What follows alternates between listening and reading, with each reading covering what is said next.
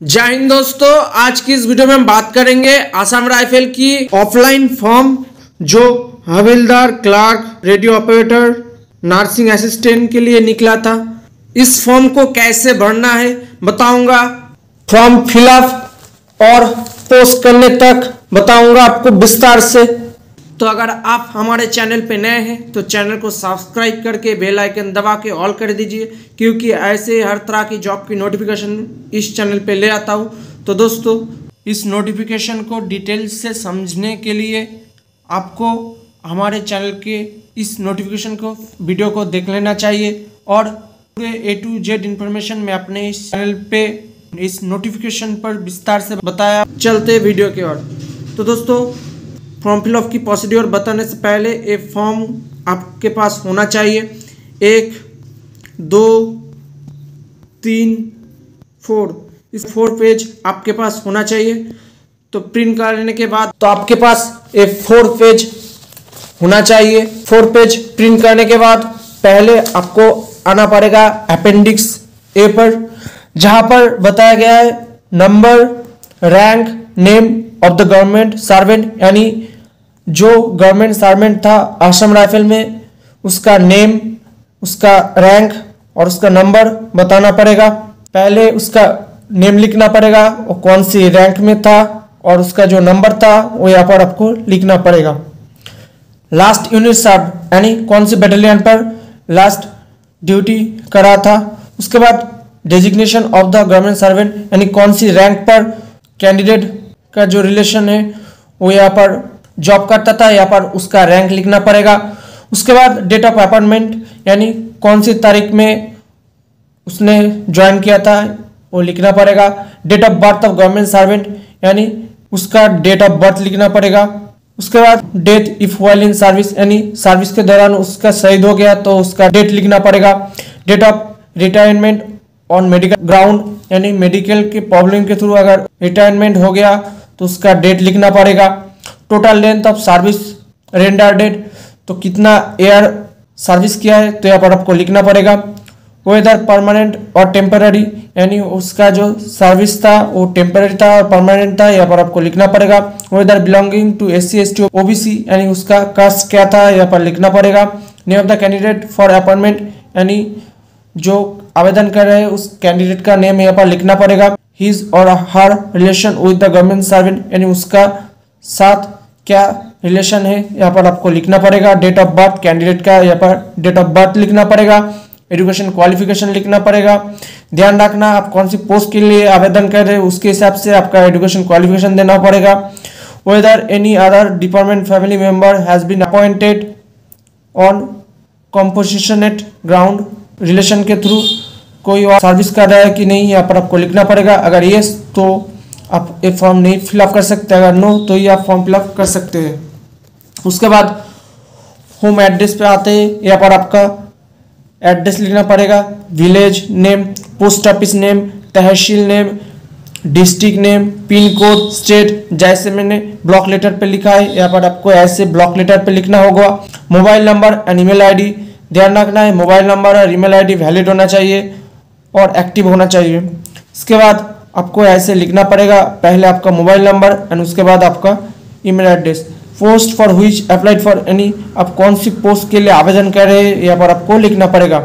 उसके बाद आपको सारे हो जाने के बाद आपको आना पड़ेगा सेकंड पेज पर।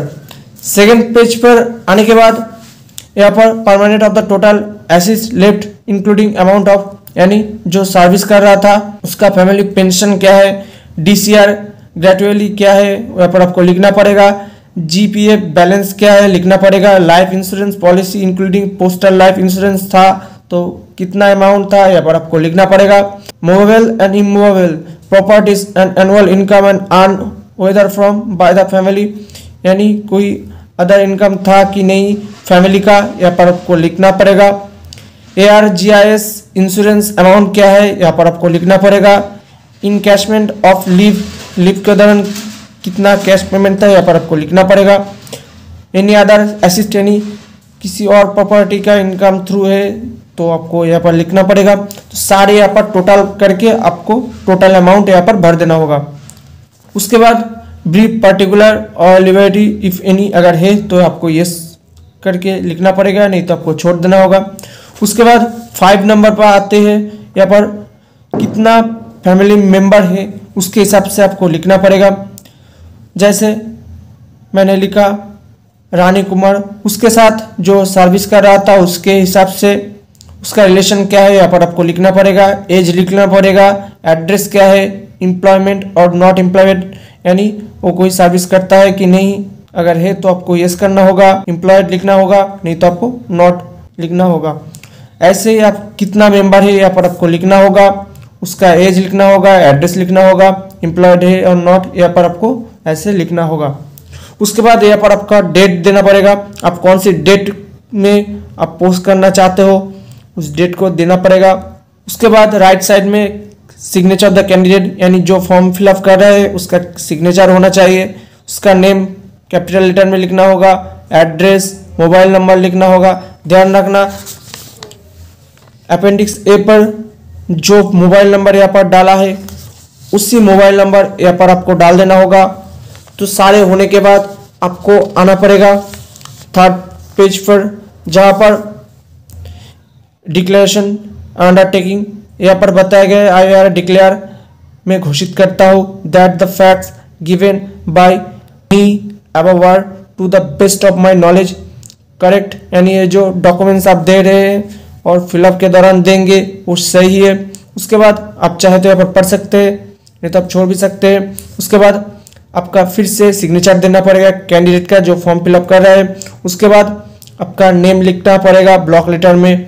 उसके बाद आपका एड्रेस लिखना पड़ेगा, मोबाइल नंबर। उसके बाद यहाँ पर गैजेटेड ऑफिसर और विलेज प्रधान एवं सरपंच से यहाँ पर सील और सिग्नेचर होना चाहिए उनका। उसके बाद डेट देना होगा और यहाँ पर आप कौन सी तारीख में आप भेजेंगे फिलअप कर रहे उसका डेट यहाँ पर आपको देना पड़ेगा। उसके बाद 3 पेज हो जाने के बाद आपको आना पड़ेगा अंतिम पेज यानी 4th पेज पर, जहाँ पर ध्यान से आपको फिलअप करना होगा आई मिस्टर एंड मिसेस मिस यानी कैंडिडेट का नेम लिखना पड़ेगा, सन, डॉटर, वाइफ और एक सर्विसमैन आप जो है उनके हिसाब से यहाँ पर आपको टिक करके वो यहाँ पर आपको ऐसे कर देना पड़ेगा। उसके बाद उस जो सर्विस कर रहा था उसका नेम लिखना पड़ेगा, रैंक लिखना पड़ेगा, कौन से पर वो सर्विस कर रहा था लिखना होगा, नेम लिखना होगा, जो सर्विस कर रहा था उसका नेम लिखना होगा। उसके बाद कौन सी कारण उनका जॉब छूटा है, मेडिकल लीव पर, शहीद हो गया, किसी भी प्रॉब्लम के थ्रू यहाँ पर आपको लिखना होगा। उसके बाद I here undertake and certify that my following family member have already been granted compassionate ground appointment and service Assam rifle, यानी इसके बाद आप रिलेशन के थ्रू किसी और फैमिली मेंबर अगर सर्विस कर रहा है तो यहाँ पर आपको उसका नेम भर देना होगा, अगर है तो आप ये फॉर्म फिलअप नहीं कर सकते। उसके बाद अगर नहीं तो आपको छोड़ देना होगा। उसके बाद I further undertake the above information are true, यानी सारे जो इंफॉर्मेशन दिया गया है वो सही है। उसके बाद यहाँ पर आपका फिर से सिग्नेचर देना होगा। उसके बाद आपका नेम लिखना होगा। उसके बाद आपका फादर नेम लिखना होगा, ट्रेड आप कौन से ट्रेड के लिए आवेदन कर रहे हैं, village, post office, district, state, pin ऐसे कैपिटल लेटर में आपको लिखना होगा। उसके बाद आपका डेट लिखना होगा, कौन सी तारीख आप फॉर्म फिलअप कर रहे हैं यहाँ पर आपको लिखना होगा। उसके बाद फिर से गैजेटेड ऑफिसर और विलेज प्रधान और सरपंच से आपका सील और सिग्नेचर होना चाहिए। उन सरपंच, विलेजर, प्रधान, गैजेटेड ऑफिसर यहाँ पर आपको डेट लिख के देगा। सारे फॉर्म फिलअप करने के बाद आपको ऑफलाइन एप्लीकेशन के दौरान आप भेजेंगे और अगर आप ईमेल के थ्रू भी भेजेंगे तो उसके हिसाब से आपको self attested photocopy, educational certificate, आपका ट्रेड टेस्ट के दौरान जो एजुकेशन क्वालिफिकेशन पूछा गया है उसका सेल्फ फोटोकॉपी निकाल के सेल्फ अटेस्टेड देना होगा। डोमिसाइल सर्टिफिकेट यानी स्थायी एसडीओ से फॉर्म निकालना पड़ेगा। कास्ट सर्टिफिकेट देना पड़ेगा अगर आप SC ST है। उसके बाद आपका जो रिलेशन है उसका भी सर्टिफिकेट देना पड़ेगा। Diploma, technical, IIT certificate as applicable, आप जिस पोस्ट से आवेदन कर रहे हैं उसके हिसाब से अगर डिप्लोमा, टेक्निकल, IITI सर्टिफिकेट लगेगा तो आपको वो सर्टिफिकेट देना पड़ेगा। Of the trade test in according the quantitative requirements अगर चाहिए तो in one xerox copy photo ID, यानी आपको एक फ़ोटो आईडी देना पड़ेगा, जैसे Aadhaar card, PAN card, voter card, driving licence, किसी भी आपको देना पड़ेगा। सारे फोटोकॉपी निकाल के आपको ऐसे हर पेज पर फोटोकॉपी के ठीक नीचे आपको ऐसे सेल्फ अटेस्टेड कर देना होगा। एजुकेशन क्वालिफिकेशन, रेसिडेंशियल, ITI अगर लगेगा तो आपको देना पड़ेगा। सारे डॉक्यूमेंट्स को आपको अरेंज करके ऐसे सेल्फ अटेस्टेड देना पड़ेगा। उसके बाद आपको ऐसा एक खाम लेना पड़ेगा जहां पर लिखेंगे एप्लीकेशन फॉर द पोस्ट, यानी आप कौन से पोस्ट के लिए आवेदन करिए, यहाँ पर आपको लिखना पड़ेगा। उसके बाद लेफ्ट साइड में आपका फॉर्म देकर आपका एड्रेस देना पड़ेगा, जैसे आपका नेम देना पड़ेगा, आपका फादर का नेम देना पड़ेगा, केयर ऑफ देकर address, police station, post office, district, state pin मैंने जैसे अरेंज किया यहाँ पर आपको ऐसे देना पड़ेगा कैपिटल लेटर में।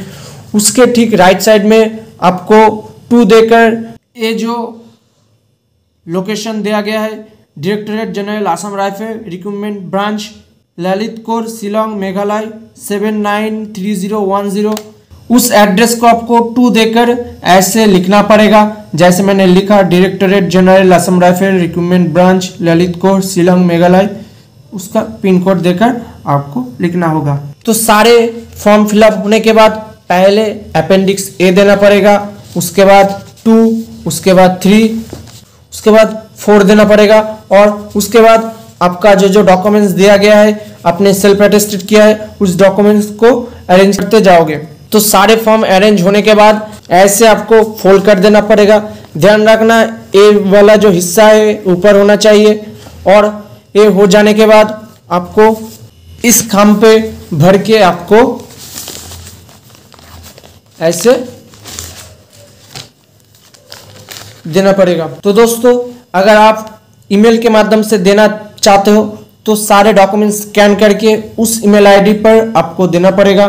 तो दोस्तों अगर आप हमारे चैनल पे नए हैं, चैनल को सब्सक्राइब करना मत भूलना। वीडियो का अच्छा लगा तो लाइक करें, कमेंट करें, दोस्तों में शेयर करें। आज के लिए इतना ही, चलते हैं, जय हिंद।